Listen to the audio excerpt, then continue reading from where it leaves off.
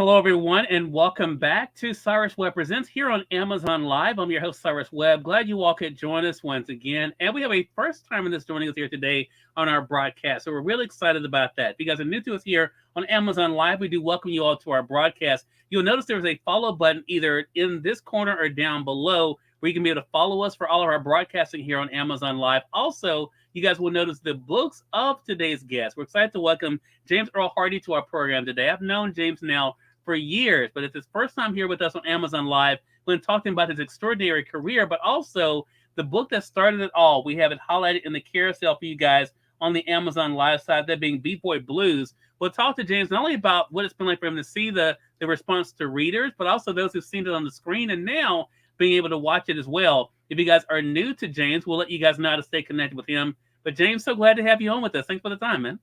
Thank you so much. It's actually, like Lizzo says, about damn time. Yes, it is. James, there's so much for us to talk about. And I want our audience, as you're going through, you'll notice again, you scroll through the carousel, you'll be able to see the different books from James. I mean, Second Time Around is another big one for you. James, I want to talk about just stepping back for a second and thinking about this career you've been able to have. What has it been like for you to write books that you've enjoyed writing and to see the way that readers have responded to it? Well, first of all, thank you so much for this opportunity to fellowship with you finally. Yeah, of course. It's been a really surreal experience for me because this wasn't my dream as a writer. Anyway, excuse me. My trade is journalism. And that's the path that I was on when B-Boy Blues happened to me. And I thought that, well, okay, I've written a novel. It's cute. It got published. It's on a bookshelf. I can see it. I'm going back to, the who, what, when, where, why. Yeah. But of course, Pookie and Little Bit had other ideas. So, and I think that part of the reason why the journey has been so blessed and beautiful for me is because of the readers, the fans. It really means so much. Nothing I've ever written before until B-Boy Blues has made anyone say to me, "Thank you for telling my story." Wow. So how can you possibly step away from a gift like that? And James, the things that I don't think people realize here in 2023, there's so many things that we take for granted today that quite honestly were not there in the very beginning when you started. I mean, we didn't have the internet. There was not the connections that we were able to have with people. How has that benefited you in amplifying the message? Because, I mean, you wrote these books and of course they were, people really did gravitate to them. And as again, went from there, of course, being seen on the stage and now, of course, being a movie. But what has it been like for you to see the evolution, especially with thanks to technology, to how people have found out about the books? I think that really should about the technology today, specifically social media, is that it is very much immediate, and people can definitely just reach out and at least virtually touch me when they want to. Yeah. Of course, years ago, and it wasn't that long ago. You reached out and touched by actually sitting down and writing a letter. Right. An envelope and putting a stamp on it and mailing it to me. So, and knowing that folks who are so far away from me, specifically in other countries, can actually correspond. It's really good. James, did you know when you wrote the book, did you know that you had something special? Did you feel that it was a story that was special at the time when you wrote it? Well, I knew it was special to me. Okay. And I figured it would be special to some who found it. But I had no idea that it would literally take on a life of its own and spawn what is now 7 sequels, a play and a movie. So, no, I just when you're creating in the privacy of your whatever, it's really about the work. Yeah. And I was just really thrilled that I was able to do this one thing. Someone who had been a journalist for most of his life. So everything else has just been gravy. You just said something, James, that has been your reality now. Writing books, having been brought to life on stage, and now movie. That is the dream of so many authors or aspiring authors, to have their words being brought to life. What was it like for you to see that dream realized? Well, more than anything, just an extension of my writing life and world. Turning B-Boy Blues into a play, and then naturally the film version. Knowing that it's going to go in spaces and places where people who maybe don't read books will find it, and maybe even find themselves. That for me, because I believe that bringing the story into the 21st century, it had to have a new look, a new sheen. And of course, it had to take on a new form. And of course, the theater and film were the perfect vehicles for that. So I want to talk about the main characters, because it is kind of what spawned all of this. And you mentioned, of course, the books that followed from B-Boy Blues, James. But I think the themes it's so interesting, because I think now, and I think you'll appreciate what I'm about to say, there will be some who will say that there is a narrow audience, right? But what I think, anyone who's picked up your books know that there are so many different themes that are universal in your books. What was that like for you to explore? Because, like you said, people have come to you and said you've told their story, right? But what I think, when it comes to love, not only finding love outside yourself, but also falling in love with yourself, realizing what is possible for you in life, being able to pursue your goals and dreams. Those are all universal things. What has it been like for you to have that cross current of being able to let people see themselves, but also share something that other people can relate to as well? Well, the thing that continues to tickle me is how people who are not Black and or same gender loving and or male will indeed pick up one of the titles in the series and be so shocked that they can identify with Mitchell or Raheem or any of the other crew. And it's, well, Mitchell and Raheem are just two people who, well, opposites that attract and fall deeply in love. And I don't think that there are many people on this earth who can't, in some shape or form, identify with that experience and all the other things that come along with it. So, and I'm oftentimes reminded of what the sisters used to say to me, because there was a time when you would often see sisters here in New York on the A train reading my books and Elin's. And they would always say, well, I got 30, 40, 50 pages into the book and I completely forgot it was about two men, because everything that was happening has happened to me or somebody I know. So books open up worlds for people, but the world is not that big. There are really not that many experiences that are so much germane to only you as an individual. So many other people can identify and go through it too. So has that been? I don't want to use the word challenge, James, but that's the word that comes to mind, and it may not be the right word. But when it comes to sharing the messages of your characters, and they are so layered, as I mentioned, and universal, has that been part of? Well, I'll use the word challenge when it comes to critically. Has that been part of the challenge of getting people to see outside of what their initial thoughts might be? I guess so. But that really never has been a concern of mine. Okay. When B-Boy Blues was first released, and I'll just relay this particular experience.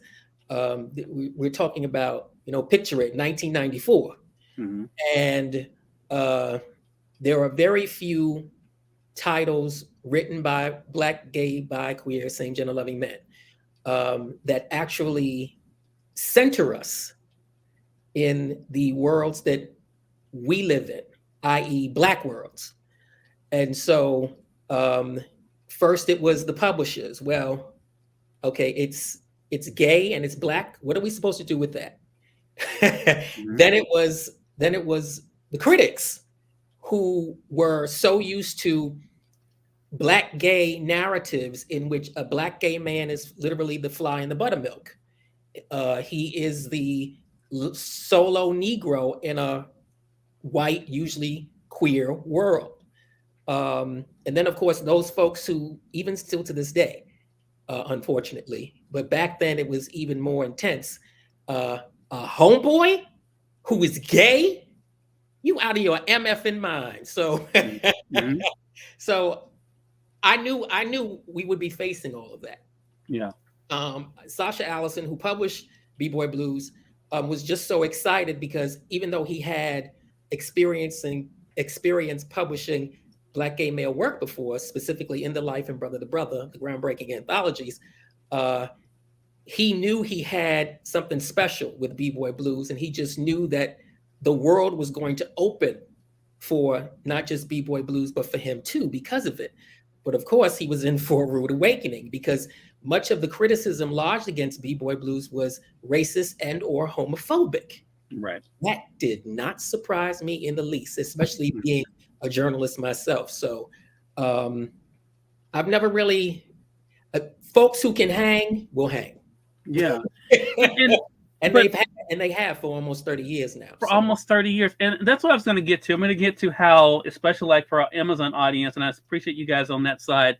We're going to be reminding you guys, of course, about each one of the books here. But I want to say real quick, James, I see you guys over on YouTube as well. Appreciate you all being with us. We're speaking today with James Earl Hardy. You guys know him as the author of B-Boy Blues, but he also has several other books. If you're joining us on the Amazon Live side, you'll notice either here in this corner or down below, depending on what device you're watching us on, you'll notice the books listed there. Second Time Around is another one there you'll find there. Men of the House you'll see.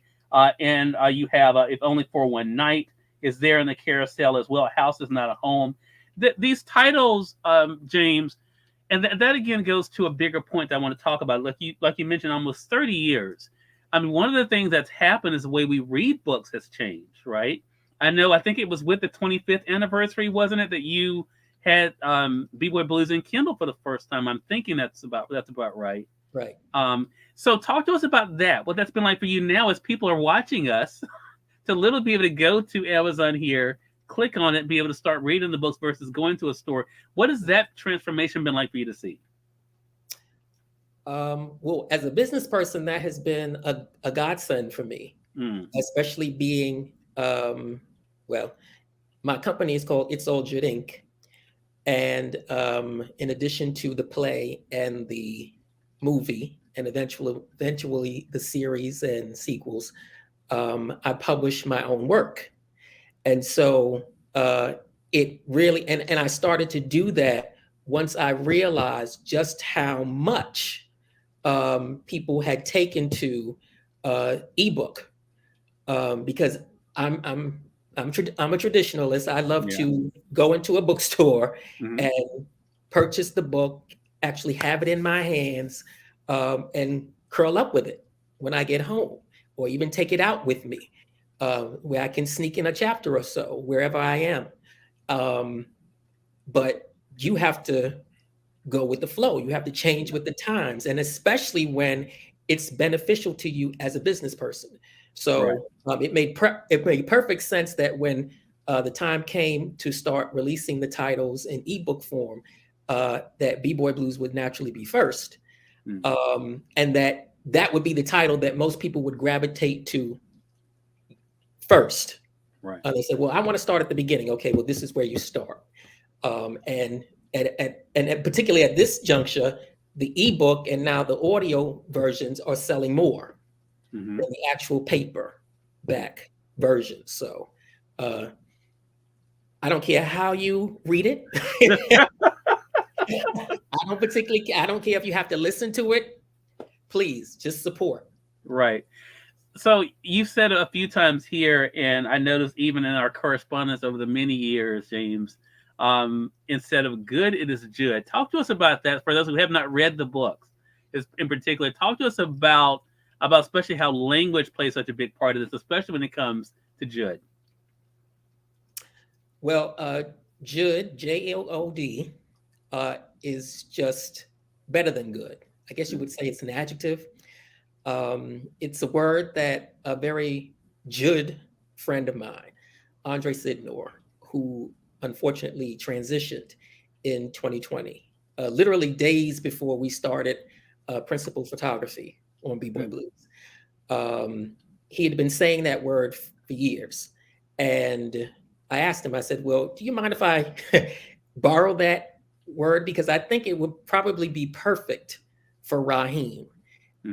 And he graciously surrendered it. And so now Raheem has many people saying Jud. Yeah. And the language, has been really important. I knew that writing B-Boy Blues and by extension the other titles in the series, that there was a distinct, I don't really like to say dialect, we'll just say language, that the characters use. And it's very much authentic. So it has to be right.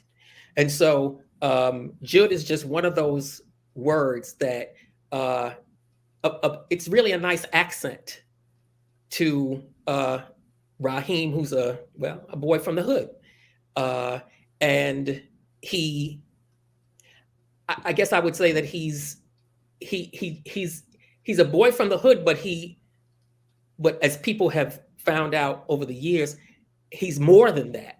And I think that more than anything, that's what I want people to get from B-Boy Blues and the other titles. It's that, we all wear this mask in life, many of us, where we're trying to cover up our true selves. And what Raheem learns is that, as a man, as a boy from the hood, I can be a man and be in love with and love another man. He didn't have the language for that until he met Mitchell. So that, and I don't know if he would actually call, I guess the shorthand for him would be bisexual, because he's naturally slept with women. He's in some way attracted to women. He has a son, but he doesn't embrace any of the alphabet soup labels. So language is a really important part, a really important component of the series. You mentioned, I'm so glad you mentioned that, the alphabet soup language, because I think that is another thing about this series too, James, and what's happened, of course, with, I would say, the dialogue that's taking place, because as the series shows, I mean, these are individuals who are dealing with life as it happens. You mentioned being a father, the things that are happening in the world, the day Eazy-E died, is another example I think of that. Talk to us about that. What it's been like for you to see how the world has changed around your characters as we have gone from book to book.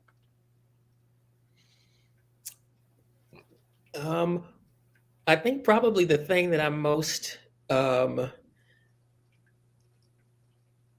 don't want to say impressed by, but I guess I would say surprised by, is that we really are in a, I guess you could call it an Afro-Homo renaissance. From Big Frida to Billy Porter, and even our new literary lions like Darnell L. Moore and Robert Jones Jr. We are truly living in our truths in a way that I'd always dreamed we would, but was somewhat skeptical that I would actually live to see. So it's really glorious to just take it all in and know that we're really having a very important exhale moment right now. And I do believe it's a moment, but it can be a movement. Because I think oftentimes we get wrapped up in the moment and we don't realize that it's going to take much more than being in that moment to sustain it, to ensure that it continues to grow and evolve. I'm hoping that there are many others out there who are looking at those examples, who are seeing people live and love and create out loud and proud, and will step up and do the same. Because there are so many stories still that need to be told about us, and we have the power, we have the brilliance to do it. So. Speaking of telling stories, I know you have more stories you want to tell, but I cannot have this conversation with you. I know I will be fussed at later if I did not ask you about something, James, and that is what it was like for you to see the movie for the first time. I mean, you've lived with these characters for so long. You've seen them brought to life on stage. But what was it like for you to see the movie and to see how those actors really brought those characters to life? Well, it was more than I could have ever dreamed, and so much more than I thought I could ever want and need. When the credits rolled the very first time that I saw it in a theater, surrounded, and in fact, I was literally sitting between our cinematic Pookie and cinematic Little Bit for that first screening, and I just started bawling like a baby. It's indescribable. For so many years, carrying them with me, and that they carrying me at certain points, and then seeing them come to life on the screen like that. And I think that what made it even more special was that I was there on set every single day. Wow. So I witnessed just how the magic was made. So to go from the set to the screening, and knowing exactly just how much Pookie a little bit, Tim and Thomas and all the other actors poured into this dream and made it their own. What a blessing. Yeah. So that leads us into the future, because as the new year is going on, you've been teasing that there is something coming. I don't know what you can tell us here, but we're right here on Amazon, James. So if there's any news you want to bring, I won't be mad. I don't think anyone else will be mad either. I've been teasing. What have I don't. What well, do you mean? that you have more to come. So is it more from these characters, or do you have another story that you plan on telling? Well, I've learned in the past that I can never say that it's the end. Okay. Because I said that with B-Boy Blues, and look what happened.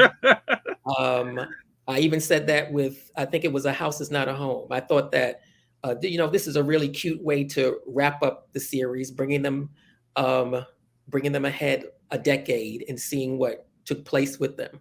But of course, that also was not to be. So I'm always willing to go wherever Mitchell and Raheem want to take me. So, but my sincere dream right now is that we most definitely get to see what happens once Mitchell and Raheem reunite in the film.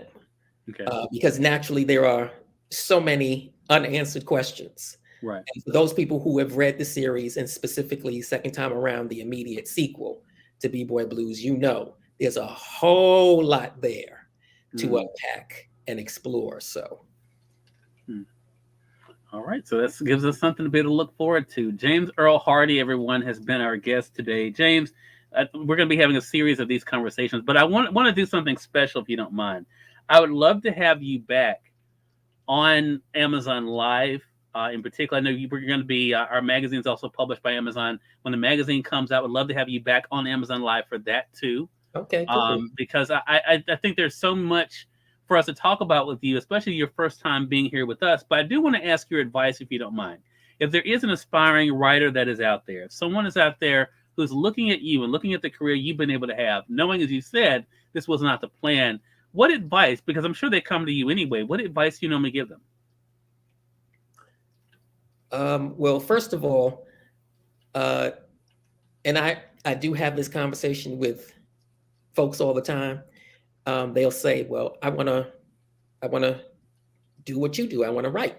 And I say, well, what have you written? And they say nothing. I said, well, you got to start somewhere. Right. There has to be something on the page, or since we're in the 21st century, something on the tablet. Mm-hmm. And so I don't know your individual habits, but you have to get it out. However you need to get it out. They say everybody has at least one book in them. I guess the challenge is allowing it to come out. And so if that means you have to go on a retreat, you have to join a writing group, maybe take a class, maybe even literally go to school, maybe get a degree. If that fire is there, if you've got that calling, yeah, you're going to step out on faith and you're going to do it. But also remember that your voice is unique. No one can create what you create the way you create it. The world doesn't need a new or a next fill in the blank, or the Black and or gay and or male fill in the blank. The world needs the one and only you. And the world will be so much better and so much greater because of what you create and release. So, wow. That's great advice. Again, everyone, James Earl Hardy has been our guest. Make sure you guys do get the books here on Amazon again. Click them here on the screen here, either on the side or down below, to be able to get those. James, for our audience out there that want to stay connected with you, though, and stay connected with all the great things you're doing, where's the best place for them to be able to find you? I am on Instagram and Facebook, james.e.hardy.9. Twitter, my full name, James Earl Hardy. And you can also follow the B-Boy Blues and B-Boy Blues the Play pages on Facebook, as well as B-Boy Blues the Film on Instagram. So sure. We actually have a chat coming up for our IG audience as well. Looking forward to that too. James, this has truly been an honor. Thank you so much for stopping by. Really appreciate it. The first of many conversations we're going to be having here. That's the beginning. Yeah, so I'm looking forward to that. And definitely, it goes without saying, you're welcome back here anytime, man. Thank you so much.